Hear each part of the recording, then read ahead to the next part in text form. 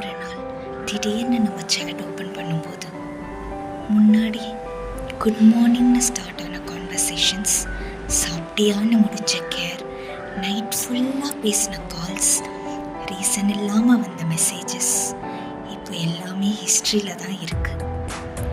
ஒரு காலத்தில் டைப்பிங்னு வந்தாலே சிரிப்பு வந்துடும்.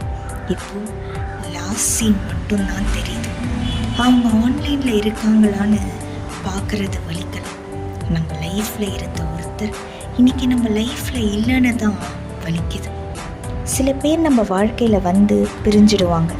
ஆனால் அவங்க விட்டு போன நினைவுகள் ஒவ்வொரு ராத்திரியும் நம்ம மனசை திரும்ப தேடி வரும். சேட்டில் மெசேஜஸ் முடிஞ்சிருச்சு, ஆனால் மனசில் அவங்களோட கான்வர்சேஷன்ஸ் இன்னும் முடியலை. சில உறவுகள் முடிஞ்சிடும், ஆனால் அவங்க அனுப்பின அன்பு லாஸ்ட் சீன் ஆகாது.